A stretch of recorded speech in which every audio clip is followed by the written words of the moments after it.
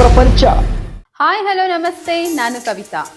ಸುಂದರ ಸ್ವಪ್ನದಲ್ಲಿ ಮಿಂದೆದ್ದು ಕರ್ಪೂರದ ಗೊಂಬೆಗೆ ಒಲವಿನ ಮಂದಾರ ಹೂವವನ್ನು ತೋರಿಸಿ ಮುಂಗಾರಿನ ಮಿಂಚಾಗಿ ಅಮೃತ ವರ್ಷಿನಿಗೆ ಓಮಲ್ಲಿಗೆ ಮುಗಿಸಿ ಸಿನಿ ರಸಿಕರಿಗೆ ಅಪ್ರಮಿತ್ರನಾಗಿರುವ ಸಿನ್ಸಿಯರ್ಲಿ ಯುವರ್ ರಾವ್.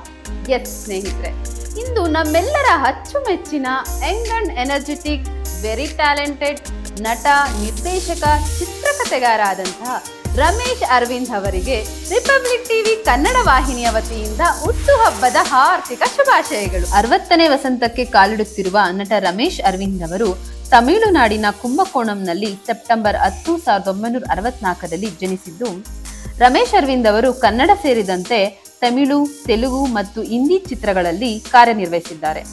1986ರಲ್ಲಿ ಸುಂದರ ಸ್ವಪ್ನಗಳು ಅವರ ನಟನಾ ವೃತ್ತಿಯನ್ನು ಪ್ರಾರಂಭಿಸಿದೆ. ರಮೇಶ್ ಸುಮಾರು 10 ಚಲನಚಿತ್ರಗಳಲ್ಲಿ ನಿರ್ದೇಶಿಸುವುದರ ಜೊತೆಗೆ 140ಕ್ಕೂ ಹೆಚ್ಚು ಚಲನಚಿತ್ರಗಳಲ್ಲಿ ಕಾಣಿಸಿಕೊಂಡಿದ್ದಾರೆ. ಇಲ್ಲಿಯವರೆಗೆ ಕರ್ನಾಟಕ ರಾಜ್ಯ ಚಲನಚಿತ್ರ ಪ್ರಶಸ್ತಿಗಳು ಪಡೆದಿದ್ದಾರೆ. ಅಮೆರಿಕ ಹಾಗೂ ಹೂಮಳೆ ಜೊತೆಗೆ ಅವರ ಬರವಣಿಗೆಗಾಗಿ ಅತ್ಯುತ್ತಮ ಕತೆ ಪ್ರಶಸ್ತಿಯನ್ನು ಗೆದ್ದಿದ್ದಾರೆ. ಅತ್ಯುತ್ತಮ ನಟ ಪಾತ್ರಕ್ಕೆ 2 ಫಿಲ್ಮ್ಫೇರ್ ಪ್ರಶಸ್ತಿಗಳನ್ನು ಪಡೆದಿದ್ದು, ಪ್ರಸ್ತುತ ಅನೇಕ ಚಿತ್ರಗಳಲ್ಲಿ ರಮೇಶ್ ಅರವಿಂದ್ ಅವರು ಬ್ಯುಸಿಯಾಗಿದ್ದಾರೆ.